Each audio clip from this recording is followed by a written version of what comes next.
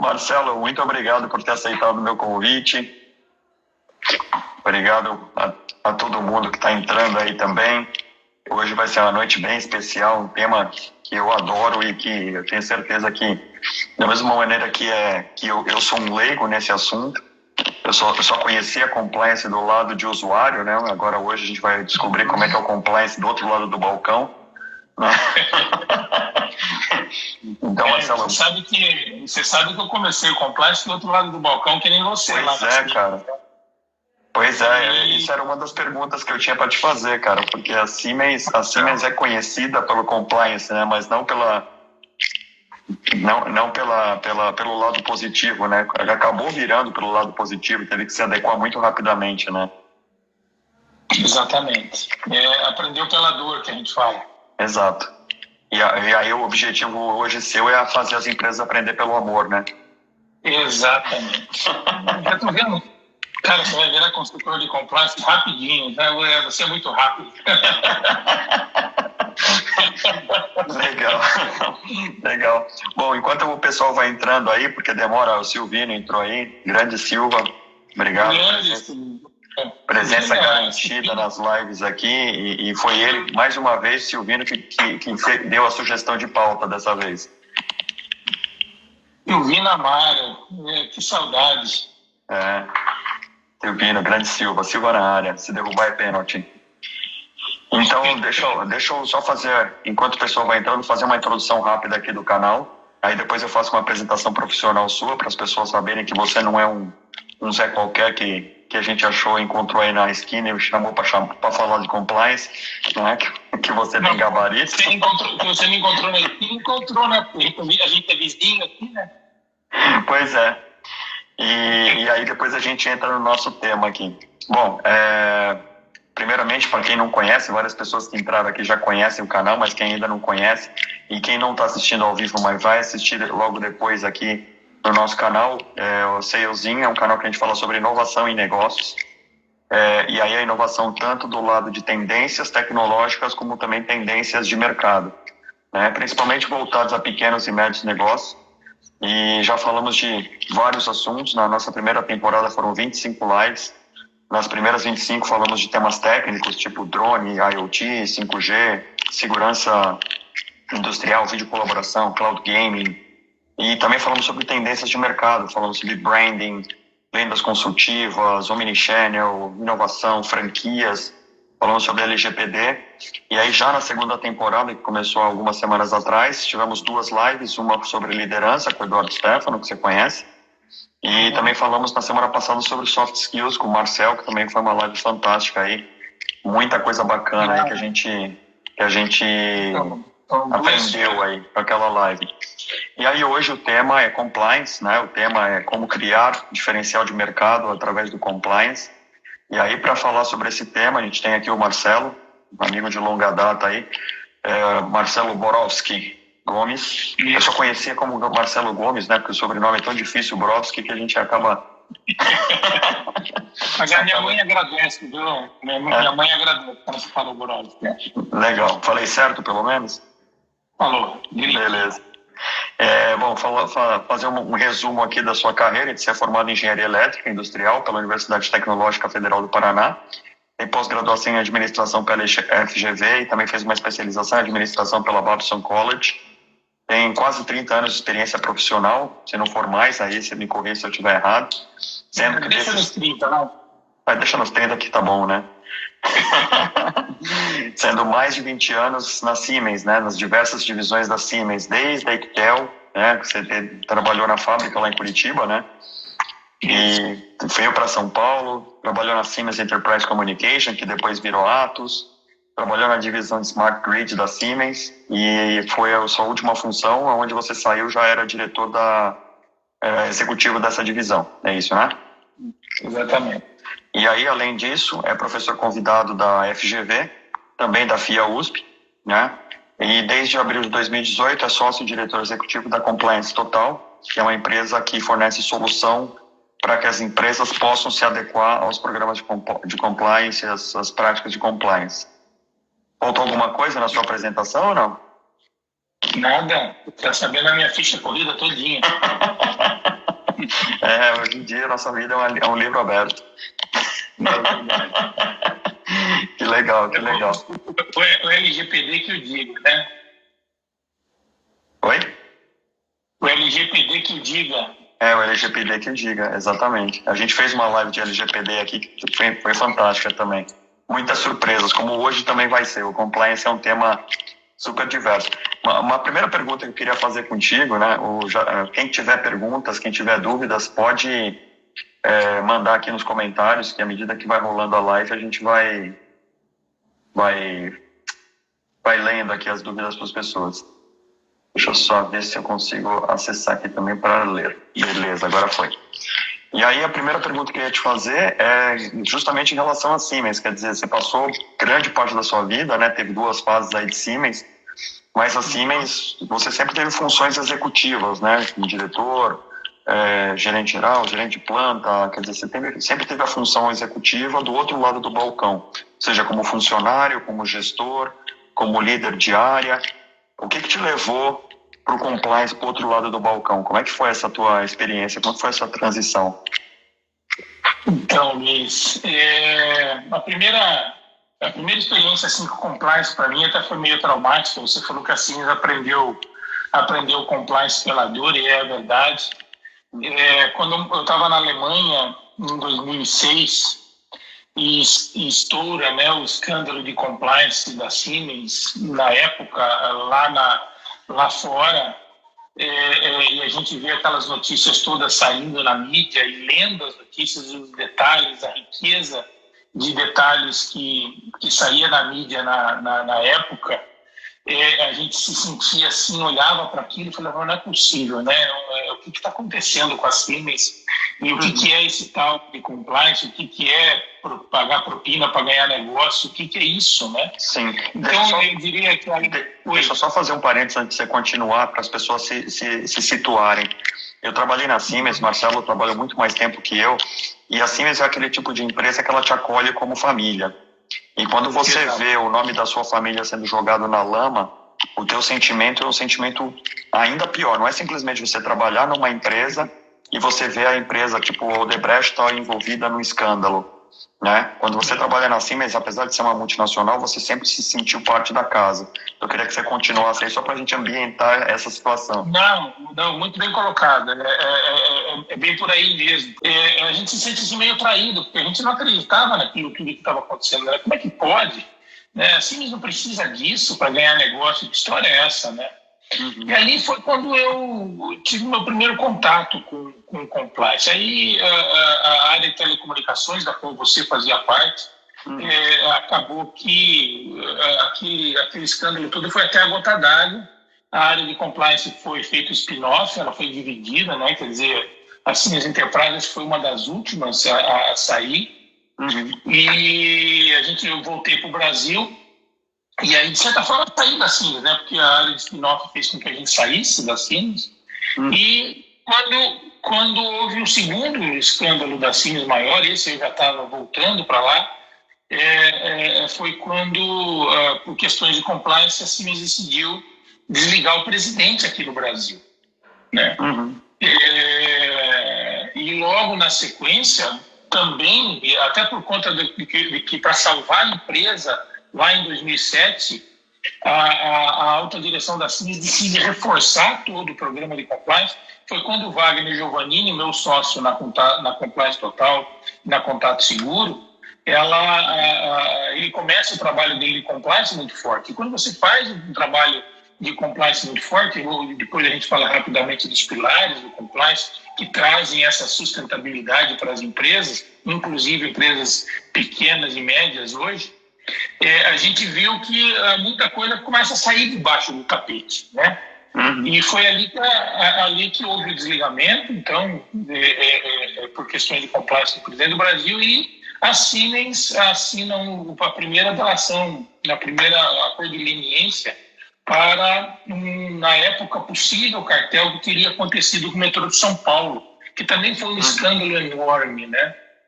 Sim. E aí, cara, eu já estava envolvido nesse tema até o pescoço, porque eu estava na Siemens e lá dentro, e a gente E aí você já vira o Marcelo da Siemens, porque você passa no condomínio aqui, você passa na rua, o pessoal vem te perguntar o que está acontecendo, né? E até você explicar que o focinho de porco não é tomada, Luiz, é complicado. E que você não está envolvido no negócio, né? Que você só trabalha na empresa. Então, e aí você é o Marcelo da Siemens, você é o Marcelo Borowski Gomes da Siemens. O da Siemens vira sobrenome, não é diferente disso, né? Uhum. E então, nesse momento, a gente acaba se envolvendo com o compliance, foi quando eu vi o quanto o compliance é importante, porque o compliance, de fato, salvou a Siemens. Sim. A Siemens, assim como outras grandes empresas, como Enron, como Arthur Andersen, morreram por problema de credibilidade e reputação.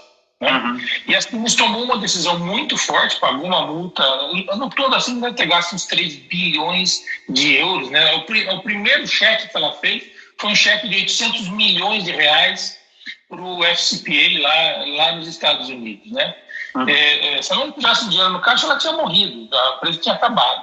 Uhum. E aí vê muitas empresas sofrendo, morrendo, e a gente viu que a decisão de ir para o compliance fez com que a Siemens fizesse esse turnaround que você falou, uhum, e se tornou uma referência no mundo de compliance. E aí a gente teve contato com esse processo de governança no seu primeiro nível, no top, realmente uma coisa top, onde só negócio limpo equivalia, treinamento, conscientização, quer dizer, a gente levou, foi uma lavagem cerebral, vamos colocar desse jeito.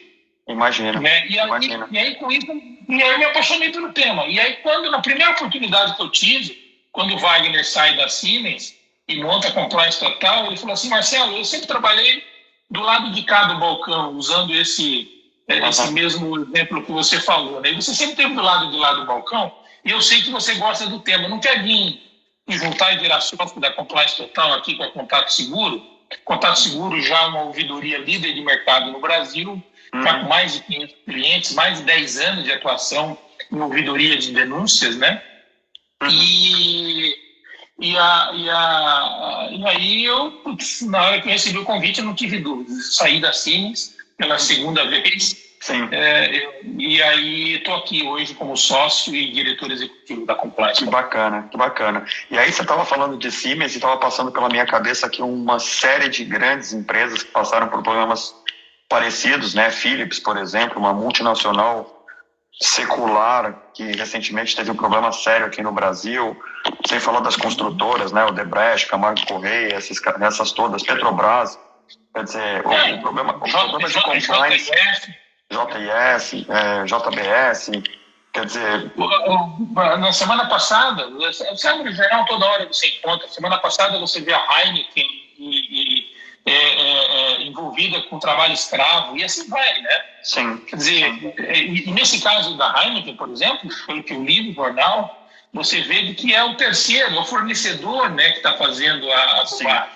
Sim. Quer dizer, você tem que tomar cuidado até para a tua cadeia de fornecedor. Eu acho que a gente vai explorar um pouco mais sobre isso dos cadeias de fornecedor, porque isso é um universo gigantesco. Espero que a gente consiga ter tempo de cobrir tudo aqui. Normalmente nós temos 1 hora para falar, então eu vou tentar ser breve. Mas só voltando um pouquinho aqui no tema, tem muita gente que entrou agora, e muita gente está ouvindo compliance para lá, compliance para cá, mas não sabe o que é o compliance, né? Existe uma tradução assim literal para o português? O que seria o compliance? E se, por exemplo, você fosse explicar para uma criança de 9, 10 anos, como é que você explicaria compliance?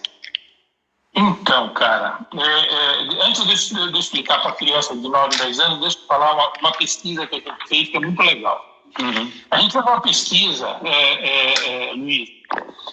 No Brasil, hoje, nós temos quase 7 milhões de empresas cadastradas no SEBRAE, né, empresas de pequeno porte e microempresas.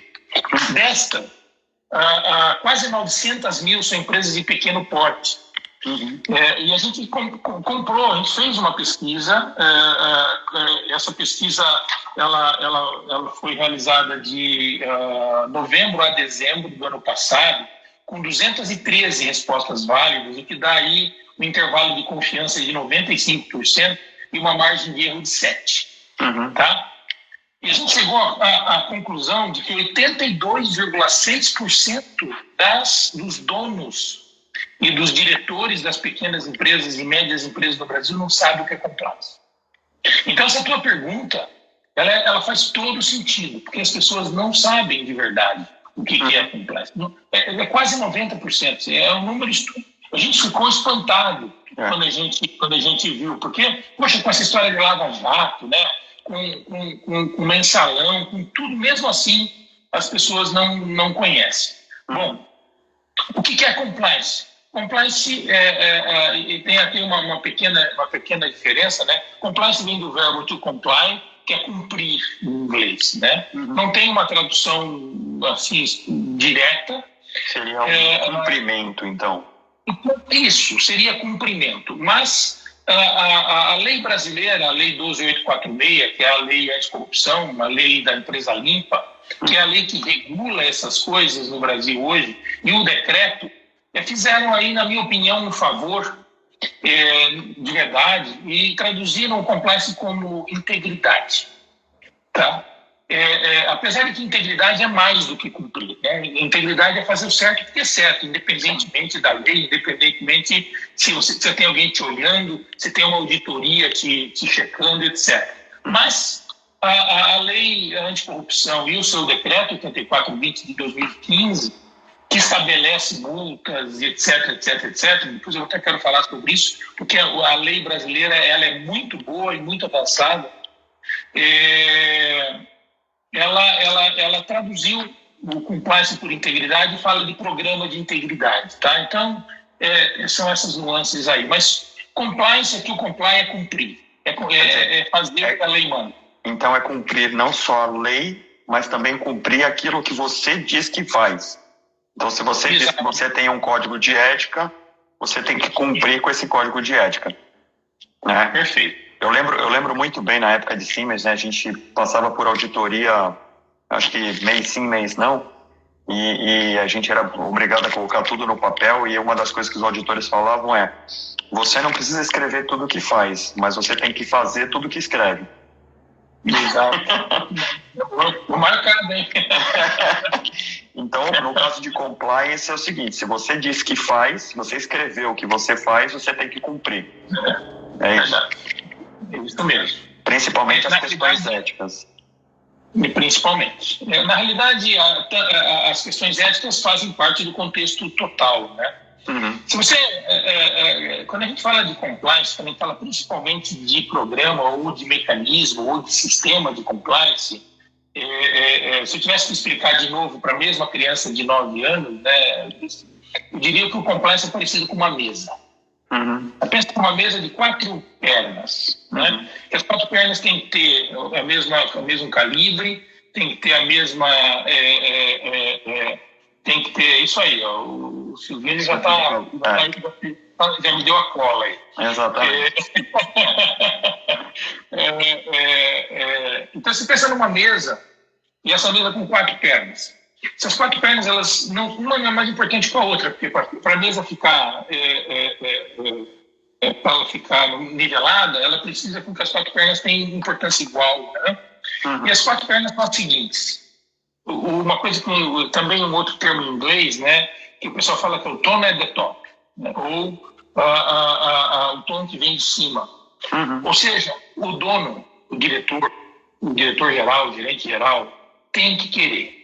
Se a alta direção, a liderança, que é uma das palestras que vocês fizeram, que é importante, que demonstra, se a liderança não quiser, não tem compliance. Uhum. Né? E tem mais, e aí um outro anglicismo, né, que é walk the talk, né? Quer dizer, não adianta você falar, você tem que andar. Tem que falar e fazer. Você tem que fazer, porque as pessoas não estão olhando para a tua boca, as pessoas estão olhando para o teu pé. Uhum. Elas estão olhando para onde você anda, com quem você anda. Uhum. Então, uma perna dessa mesa é o líder, o dono tem que querer. A segunda perna dessa mesa é o que você já falou, que é o código de conduta, mas é o código de conduta informado para todos. Uhum. Quer dizer, todos têm que saber o que pode e o que não pode. Uhum. Né? Então, as pessoas têm que conhecer o norte. do que você quer, valores, a parte e o código de conduta ele é o documento que traduz essa questão toda, né? Mas ela traduz de uma maneira bem resumida, né? Tem muita coisa que foge ao código de conduta e aí as pessoas precisam ter confiança no líder para poder chegar para o cara e falar, olha, isso não está escrito, mas está acontecendo. Né? Você sabe que no mundo de hoje nós temos 500 clientes já, né, que a gente atendeu. Você está travando, viu, Marcelo? Eu estou travando? Você tem dando umas travadas. Você está no Wi-Fi?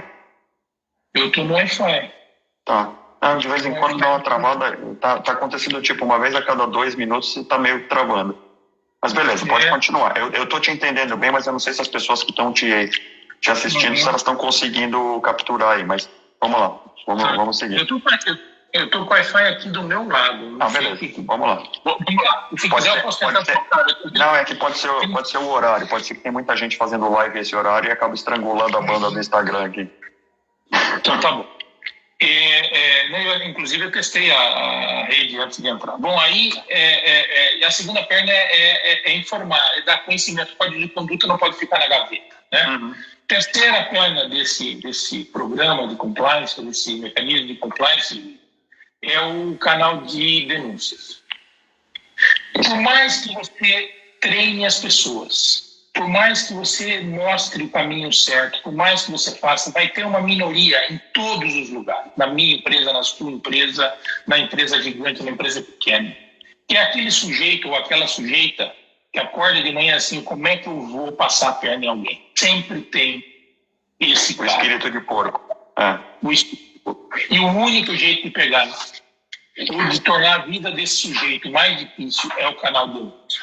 Uhum. Né? E o canal de denúncia, de preferência, um canal de denúncia que mantenha anonimato e que evite a retaliação de quem faz a denúncia. Então, essa é a terceira perna. E a quarta perna dessa mesa é a consequência. No momento que você descobre que houve um problema, a consequência tem que vir independente do nível hierárquico da pessoa que está... Esse é o mais difícil.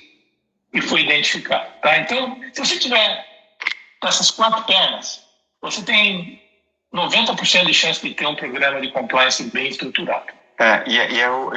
Eu ouso dizer que aqui no Brasil deve ser a parte mais difícil, é você acreditar primeiro no anonimato e segundo na punição, né? Porque muitas vezes as pessoas que estão embaixo não denunciam o que está em cima porque ela tem medo do anonimato e que ela seja descoberta e que ela acha ou tem quase certeza que o cara acima dela nunca vai ser punido e por isso ela não denuncia. Eu acho que isso vocês devem encontrar bastante nos clientes de vocês, né? Isso é a questão que a gente trabalha, a questão cultural, que é a mudança cultural, que é algo que é fundamental para a implantação de qualquer programa de integridade, né, ou de compliance. Muito bacana. E eu só queria fazer um comentário em relação ao que você falou, porque a maioria das pessoas usa esse termo que você usou, que é o termo punição, né? Na realidade, a gente não gosta de usar punição, a gente prefere usar consequência. Tá. Né? Mais ou menos, pensa o seguinte, Luiz, você quando bota a mão no fogo, você está sendo punido pelo fogo? Não. Você está sofrendo a consequência de estar se queimando. Exatamente. Então, cara, a pessoa no momento que ele sofre uma medida disciplinar por conta de algo que ele sabia que não podia fazer, ele correu o risco de botar a mão no fogo. Então ele está sofrendo a consequência e não a punição. Tá. É uma questão semântica, parece bobagem. Mas é uma questão semântica porque, ok, ele botou a mão no fogo, ele sabe que vai acontecer uma consequência, só que para quem está observando o fato gerador, né, que o cara botar a mão no fogo ali, acha que ele merecia muito mais do que vai eventualmente acontecer com ele. O que a gente quer dizer é o seguinte, até porque muitas pessoas, isso é uma outra característica também, entende o programa de compliance como um programa para poder punir as pessoas que fazem as coisas erradas. No fundo, essa é uma visão distorcida do programa de compliance. Legal você explicar isso. Porque eu mesmo tinha essa visão. Não é. O objetivo principal do programa de compliance é tornar o ambiente que você trabalha melhor. E aí que começam as vantagens competitivas, entendeu? Uhum. Porque no momento que você torna uma empresa melhor, em que você reduz risco de roubo, risco de fraude, risco de assédio, que você reduz a possibilidade daquela empresa fazer algo errado, de que aquela empresa comece a ser reconhecida como uma empresa idônea, você aumenta as condições dela se posicionar melhor no mercado. E aí a gente começa a fazer o link entre vender mais. A gente sempre tem uma frase que diz que empresa ética vende mais. Uhum. Né? E esse é o objetivo do compliance. Sim. Que a partir do momento que você consegue ter a empresa estruturada, equilibrada, que as pessoas se sentem seguras, elas produzem mais. Entende? E esse é o objetivo final do compliance. A consequência, por isso que, de novo, eu não gosto de usar a palavra punição, a consequência ela é dada para aquelas pessoas que não querem se enquadrar. E a pessoa que não quer se enquadrar ao meu código de conduta está convidada para sair. Sim. Entendeu? Exato. Agora, você falou uma coisa interessante, né? Empresas éticas vendem mais. Só que hoje todo mundo parece ético, até que prova o contrário. Né? Então o cara pensa o seguinte, todo mundo acha que eu sou ético, então eu vou gastar dinheiro com o programa de compliance se todo mundo acha que eu sou ético, até o dia que aquela bolha estoura. Né? Como é que você convence uma empresa de que, cara, e isso eu já ouvi várias vezes, né? Tem um chefe meu, não lembro de que época da minha carreira, que falava, mais do que ser ético, você tem que parecer ético. Né? Então as pessoas têm que ver que realmente você walk the talk, né? Que foi a expressão que você usou, né? As pessoas olham o seu pé, não olham a sua cara. Então eles querem ver se você realmente está cumprindo aquilo que você falou. Como é que você convence uma empresa a implantar um programa de compliance, sendo que ela já tem uma carinha boa no mercado? Então, excelente pergunta. Tem empresas que já vêm convencidas a conversar com a gente. Uhum. Então, aqui perto da onde a gente mora, chegou o dono de uma empresa e falou assim, Marcelo, descobri que meu braço direito estava me roubando. E o pior, eu descobri que o pessoal sabia que ele estava me roubando e nunca me falou nada. Né? Esse cara, Luiz, ele está convencido que ele precisa de um programa de compliance. Sim, é o marido traído. Então, boa. Arrebentaram a porta da casa dele, ele agora quer colocar uma fechadura, né? O que acontece é o seguinte, Luiz, esse tipo de cliente, esse tipo de empresa, descobriu pela dor que ele precisava ter um mecanismo para que as pessoas que estão vendo algo errado acontecendo na empresa possam, de forma confortável, ajudar a empresa. Né? Uma outra estatística, um outro dado que a gente tem é de que 20% das pessoas dentro de uma empresa sabem de algo errado que está acontecendo dentro da empresa. Eu acho que até mais, viu? Eu acho que uns 80% sabem e só 20% responderam que sabem. Pode ser. E se 20% sabe que tem alguma coisa acontecendo errado e você dá conforto para essas pessoas te ajudarem, você vai descobrir coisas do arco da velha. E você vai poder melhorar a empresa. Tá? Exato. Então, a pergunta... Só para caber a pergunta... Só para caber a pergunta da Adriana, que é bem pertinente para o momento atual aqui. Ela fala, a maioria das empresas nacionais não tem essa visão do compliance. Como é que um funcionário pode usar o compliance sem que isso se volte contra ele? Então, a Adriana que perguntou? Ela tem muito receio de apontar os processos errados. Então, Adriana, se a tua empresa tivesse primeiro, olha de novo os 4, né? Se o dono da sua empresa ou o teu chefe tivessem essa visão do compliance, de que o compliance vai ajudar a empresa dele a ganhar mais dinheiro. Se você tivesse um código de conduta comunicado para todo mundo, dizendo o que está certo e o que está errado, e que se você fosse avisada, e que você vê que tem alguém fazendo algo certo ou errado, você pudesse ligar para um canal de denúncia terceiro, que você vai ser atendida por um psicólogo, que você vai comentar o que você queria, e que aquela gravação ou aquele dado que você está passando nunca vai ser passado para a empresa que é a empresa que você trabalha. Que aquilo vai ser passado via um sistema digital e que aquela empresa montou um comitê de ética para apurar aquela denúncia que você fez, aquela manifestação que você fez, e depois dar a consequência para isso, então, de novo, as 4 pernas, eu tenho certeza que você ficaria tranquila para poder fazer e ajudar a empresa que você trabalha. Quer dizer, e aí hoje em dia, onde você tem muitas pessoas que se vão trabalhar em empresas porque elas querem se identificar com os propósitos dessas empresas, um programa de compliance bem institucionalizado faria toda a diferença. Quer dizer, a pessoa vai para essa empresa sabendo que lá ela vai estar confortável para apontar erros, apontar assédios, apontar desvios de conduta, desvios financeiros e assim por diante. Exatamente. E aí o que vai acontecer? Você vai ter um NPS, lembra da NPS? Net Promoter Score. Melhor, as pessoas vão estar mais felizes, vão produzir mais, e a empresa vai melhor. Então, e esse é, no final das contas, o objetivo primário da área de compliance. Deveria ser. Silvino fez essa pergunta. Esse canal de denúncias, necessariamente, ele é um órgão externo à empresa ou ele pode ser dentro da empresa? O canal de denúncia? O canal de denúncia pode ser externo e interno. Tá. Pode ter os dois. Porém, o canal de denúncia externo, ele funciona melhor porque as pessoas têm menos medo de retaliação. Tá. Entendeu? Entendi. E pode ter uma mistura dos dois. Pode ter um canal interno para coisas menos críticas e um externo para coisas mais críticas, por exemplo? Não. Normalmente, se você tem é um. O que você pode ter são canais para razões diferentes. Então, você pode ter uma ouvidoria, por exemplo, que vai cuidar de temas relacionados ao teu pós-venda, à tua entrega, etc. E o canal de denúncia para temas de compliance. Mas você não faz 2 canais para compliance, normalmente. Legal. Ou é externo ou é interno. O canal de denúncias externo, ele traz 6 vezes mais denúncia do que o canal interno. Imagina. Por estatística também.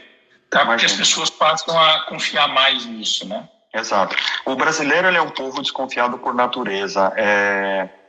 Eu imagino que vocês devem encontrar isso também nos clientes de vocês. O cara fala assim, o funcionário pensa, mas quem está pagando essa empresa para fazer a denúncia é o meu chefe, é o dono da minha empresa.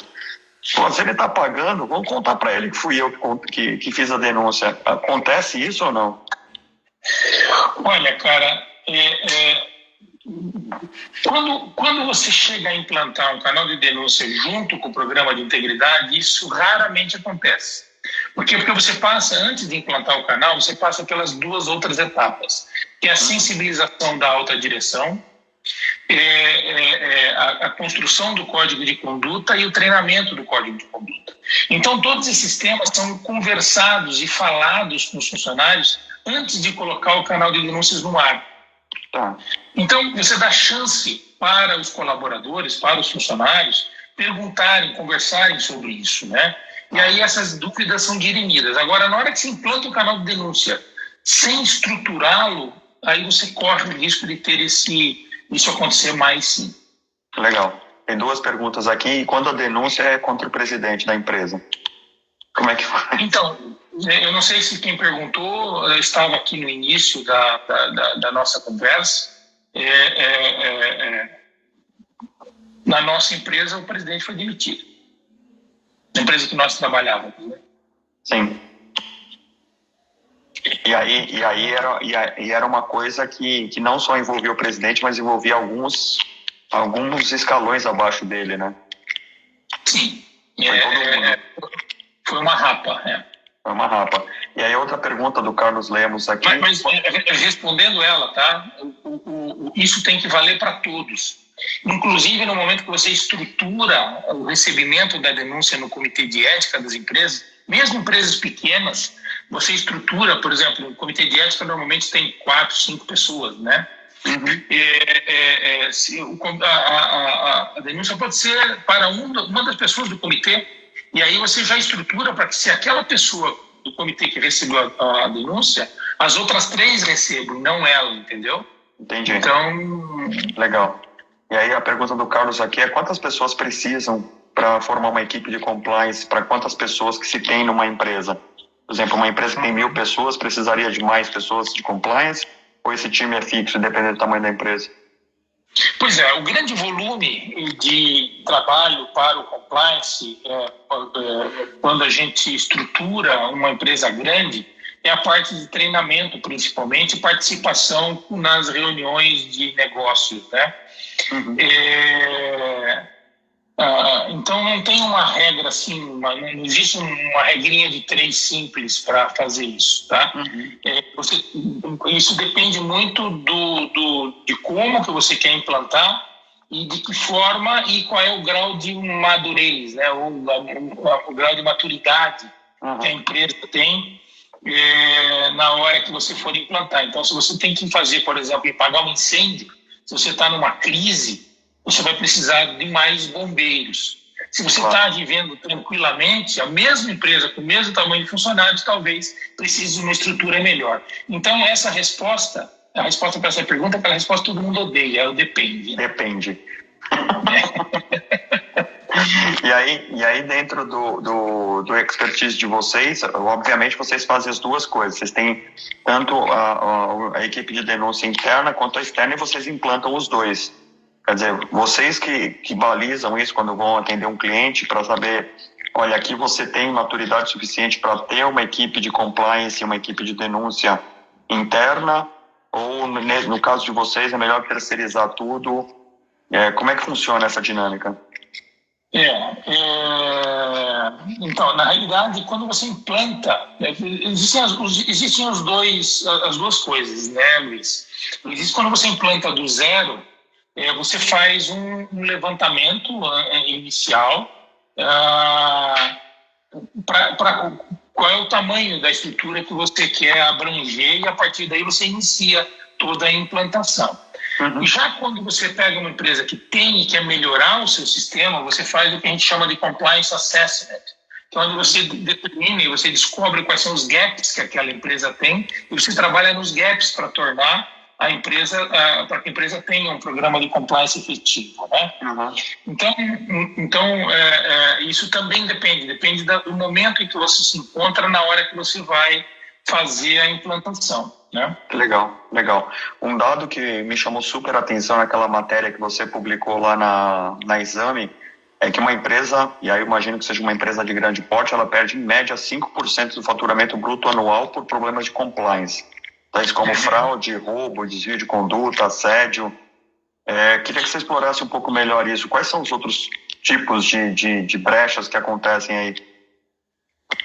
Então, eu até fiz a colinha aqui, gostaria que vinha essa pergunta, né? A gente não combinou. Olha aqui. Não, mas sempre vem. Sempre vem. Ó, risco de roubo no estabelecimento. Já ouviu falar alguma vez de roubar cobre no estoque de matéria-prima de um fabricante de painéis de energia? Então, né? Então, roubo, tá? Fraude no sistema de recebimento de pagamento. Fraude de materialidade. Então, o comprador combina com o fornecedor, olha, eu vou comprar 10, e como aqui na nossa empresa ninguém confere na entrada no estoque, pode entregar 5, fica tranquilo. Você vai receber por 10, mas pode entregar 5. Aí lá na frente dá uma diferença de estoque. Uhum. Né? Relacionamento indivíduo com concorrente, né? Quer dizer, você passa a ter vulgo espionagem industrial. Exatamente, onde você perde todo o investimento que você fez no desenvolvimento de um produto, quando você vê o teu concorrente lança primeiro que você, do mesmo jeitinho que você. Uhum. A parte de relacionamento com fornecedores. Uhum. Então, a tua área de compras, combinar preço e combinar isso que eu acabei de colocar agora, materialidade. Uhum. A parte de perda de reputação, onde você vai ter que gastar muito dinheiro para recuperar depois, se porventura alguém postar que houve na tua empresa um assédio moral ou assédio sexual.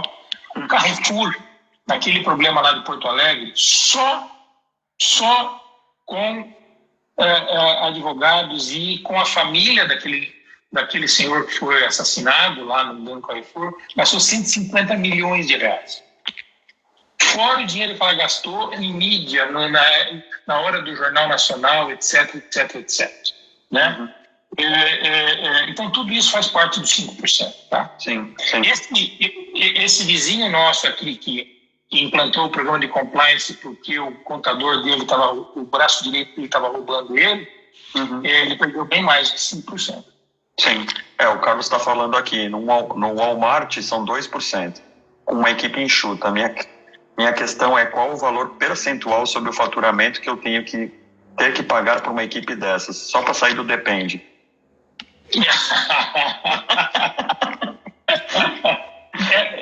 Eu não tenho essa resposta. Tá. É caso a caso. É caso a caso. Quer dizer, eu te diria o seguinte: como é o nome da pessoa que fez a pergunta? O Carlos. Carlos, se alguém te der esse número na ponta do lápis, desconfie. Sim. Essa é a minha resposta para você. E assim, eu já tendo atendido o Walmart e conhecendo como funciona o varejo, eu diria que o prejuízo lá é muito maior. É muito maior. Só de concorrência desleal, combinar preço, desvio de compras, essas coisas todas acontecem muito em varejo. Né? Não estou falando que o Walmart ainda acontece, mas na minha época acontecia bastante. Pois é. E isso esse número que você viu que está colocado lá no exame, ele é um número mundial, tá? Ele é um número mundial, da Fraud Examiners. Então aqui no Brasil pode ser que seja até mais. O número aqui no Brasil eu não tenho. Eu tenho um caso que aconteceu numa empresa que eu cheguei a trabalhar com eles por um tempo, que a pessoa era um alto diretor, e esse diretor ele estava super envolvido com o pedido de propina em compras, né? Era muito comum ele pedir dinheiro para poder os fornecedores participarem dos bids de compras. E a empresa sabia que ele fazia isso, mas não tinha como provar que ele fazia isso, por mais que tinha denúncias de peers, de pares deles, de pessoas abaixo. E para não se sujar, né? Porque uma coisa é você acusar a pessoa de desvio e mandar ela embora desse jeito, acabaram mandando ela embora por assédio sexual, porque tinha se envolvido com uma secretária. Mas não precisa disso, viu, Luiz? A gente diz o seguinte: o que a gente diz? Eu sou conselheiro de alguns comitês de ética, eu atuo como conselheiro, né, nos comitês de ética, para poder avaliar a medida disciplinar, tá? A gente sempre diz o seguinte: de que medida disciplinar, quando você vai aplicar uma medida disciplinar, você tem diversos graus de uma medida disciplinar. Então você tem você pode puxar a orelha do cara, né, dar uma advertência verbal, você pode dar uma advertência formal, né, o famoso feedback pé na bunda, que a gente fala. Então você dá o feedback, o feedback ou a advertência formal. Mas quando você perde a confiança no colaborador, quando você tem uma denúncia em série, que você não consegue provar, que você faz investigações e chega muito perto, etc., e você continua com o problema de confiança, né? E a confiança se perde, e se você tem um cargo de confiança, o que você faz com um cargo de confiança quando você não tem a confiança em quem ocupa o cargo? Você não precisa de desculpa para desligar ele. Não precisa nenhuma. Meu amigo, nós estamos fazendo uma redução de custo, ou estamos fazendo uma reestruturação e tira o cara. Exato. Entendeu? Não precisa encontrar desculpa para mandar ninguém embora. Sim. Aliás, isso é uma prerrogativa de qualquer empresa privada. A mesma coisa. Agora, se você encontrar um problema de desvio, você pode chegar ao extremo, se você quiser realmente, de mandar embora por justa causa, inclusive. Sim. Eu acho que as empresas tentam fugir disso porque isso é tão questionável, né? E o caso é muito raro. Um caso que aconteceu recentemente, um escândalo de assédio que foi do presidente da CBF, né, que foi afastado pela comissão de ética da CBF. Se tivesse um comitê de ética, se tivesse um canal de denúncia, não teria ido parar na imprensa do jeito que foi parar, né? Quer dizer, as empresas elas têm que perceber que a falta de um canal confiável de comunicação pode resultar nisso, né? Pode resultar numa exposição muito pior, com prejuízos muito que vão além do executivo, né? Uhum. Não, e você sabe que existe canal de denúncia na CBF, né? E ela não usou porque queria jogar no ventilador mesmo. É porque o canal era interno. Era interno, por isso que não funcionou. Ela não acreditava, segundo o que eu li, isso que eu estou colocando agora é o que eu li na mídia, tá? De que ela não acreditava que aquela forma de fazer denúncia seria a forma mais adequada de fazê-la. Pois é. E aí, depois que a internet melhorou? Melhorou, cara, bastante. Travou acho que umas 2 vezes. Tá bom. E assim, a gente está chegando nos 10 minutos finais. O papo aqui foi bom pra caramba. Eu queria entrar num ponto que para mim é super interessante, foi uma curiosidade que eu descobri quando a gente conversou, que existem soluções para pequenas e médias empresas. Quer dizer, grande parte da conversa que a gente fez até então foi falando de grandes organizações, programas de compliance para grandes empresas. Mas se a gente pensar que grande parte dos fornecedores das grandes empresas, tanto públicas quanto privadas, elas são pequenas e médias empresas, essa cadeia ela acaba ela passando por mais uma etapa ou até mais 2 etapas. Ou seja, você não só tem que ser uma empresa ética, como você também tem que prezar pela conduta e pelos programas de compliance dos seus fornecedores e pelos fornecedores dos seus fornecedores. Porque no final das contas você vai ser arrolado caso alguma coisa saia errada nessa cadeia, é isso, né? Exatamente. Na realidade, a lei anticorrupção brasileira, eu já vou chegar no pequeno fornecedor, a lei anticorrupção brasileira ela tem uma característica que está no artigo 7º, inciso 8º, e olha que eu não sou advogado, hein, você sabe que eu sou engenheiro, que diz o seguinte, que se a empresa puder provar, se ela tiver um problema de compliance, e ela puder provar que ela tem um programa de compliance, um programa de integridade efetivo, quer dizer, que ela tem treinamento da alta direção, que ela tem código de conduta, que ela tem treinamento dos colaboradores, que ela tem um canal de denúncia que funciona, que ela tem um comitê de ética, que ela aplica as medidas disciplinares e que aquilo que aconteceu foi um problema do CPF daquele funcionário e não do CNPJ da empresa. Então, existem formas de você atenuar as multas que você recebe ou mesmo livrar os sócios, né, os diretores estatutários daquele problema. Porque a empresa fez tudo que estava ao alcance dela para poder resolver o problema. Isto posto, a empresa tem que se preocupar com os seus fornecedores também. E quando você entra na cadeia de fornecedores, você tem fornecedores de pequeno porte que você precisa que eles também atendam o compliance.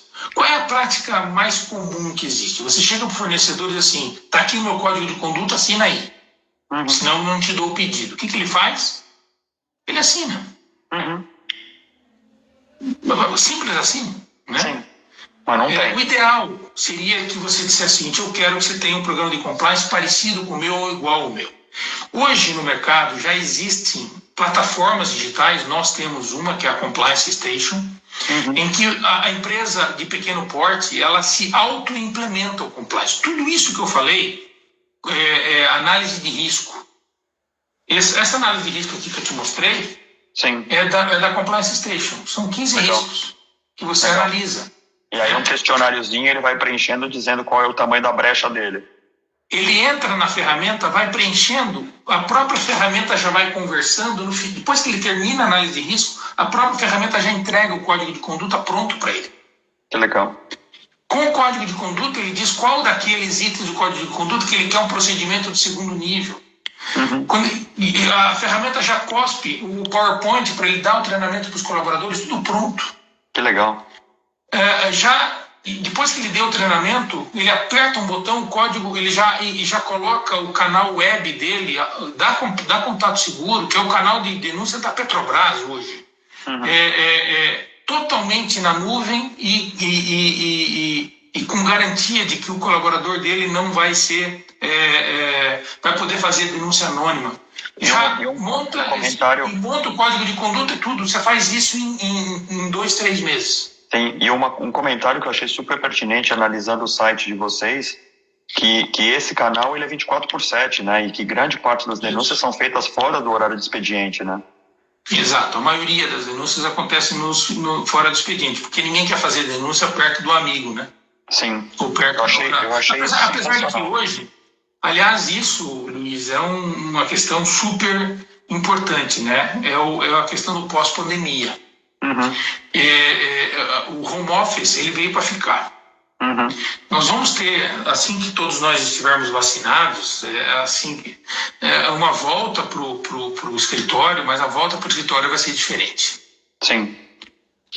Não vai ser mais do mesmo jeito, né? O novo, já velho, normal vai ser diferente e as pessoas vão estar em casa muitas das vezes, né? E isso, inclusive, muda completamente essa relação, inclusive dos riscos de compliance a partir do momento que a pessoa está trabalhando em casa direto, né? Então, tudo isso tem que ser considerado também no momento que você faz a sua avaliação de risco, entendeu? Muito legal. Muito legal. E aí, uma pequena empresa, a partir do momento que ela entra numa plataforma dessa e ela implanta esse programa, treina e tal, existe algum certificado, alguma coisa que ele possa mostrar para o fornecedor, para o cliente dele, dizendo, olha, agora eu sou uma empresa com um programa de compliance implantado? Sim, existe. Existem hoje normas nacionais e normas internacionais.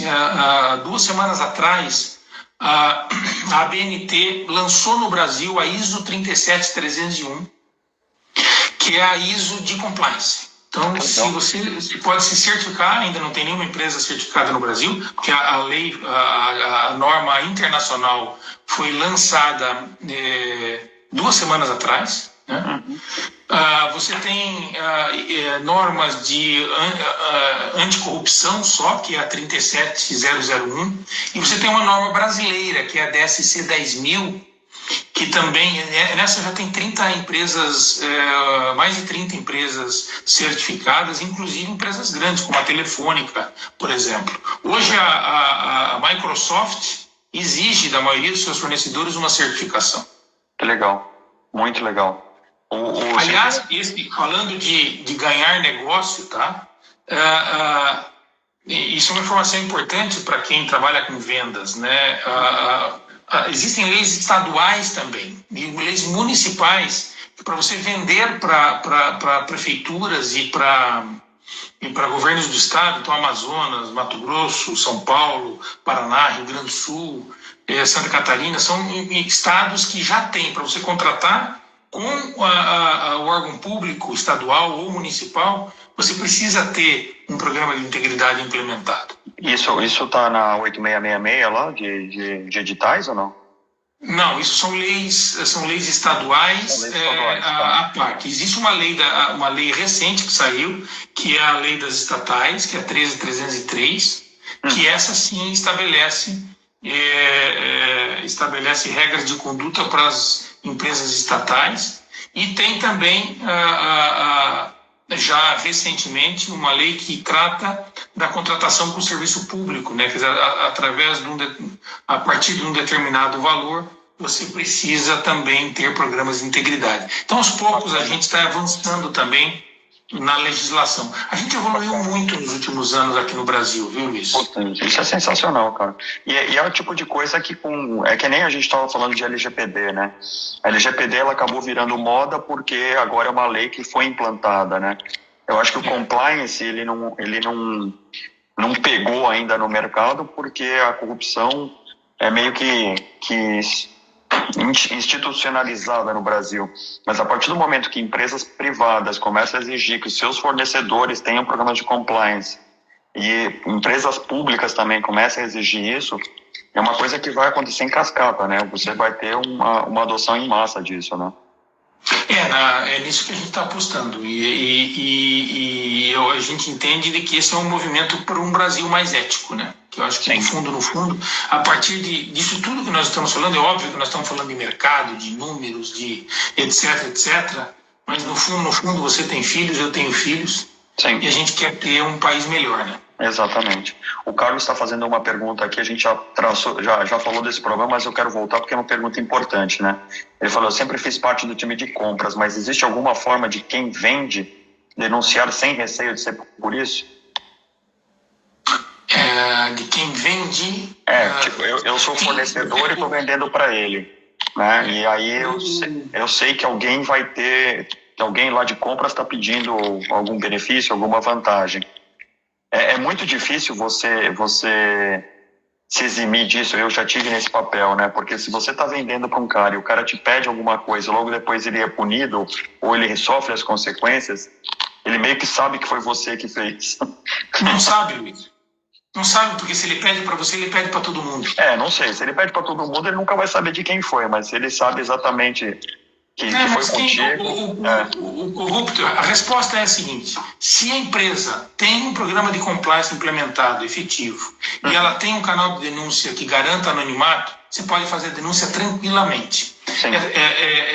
É uma questão só de detalhes, né? Você vai colocar o seguinte, você não vai dizer assim, olha, no processo XYZ que a empresa tal ganhou, portanto, né? Aí óbvio, né? Você vai entregar detalhes da denúncia que vão trazer no momento da investigação uma indicação muito forte de que foi você. Mas mesmo assim, esse tema fica para programas de compliance bem implementados. Esses detalhes eles ficam entre o grupo de investigação e o comitê de ética, não chegam para o comprador. Então o canal de denúncia bem implementado serve também para o vendedor fazer a denúncia. E aí esse vendedor ele teria que ter um canal externo, quer dizer, vou usar um exemplo de um varejo. Eu vi um comprador pedindo propina para um cara, eu vi uma situação irregular. Eu não posso chegar no chefe dele e falar, vi teu funcionário pedindo uma propina. Mas porque você não sabe se o chefe dele não está envolvido. Exato, exatamente. E aí eu teria que descobrir se aquela empresa tem um programa de compliance, eu tinha que descobrir se ela tem um canal de denúncia anônimo para eu fazer essa denúncia, é isso? Olha, Luiz, a maioria das empresas que tem compliance, uma das coisas que está colocado na lei, no decreto, é que o canal de denúncia ele tem que ser publicizado.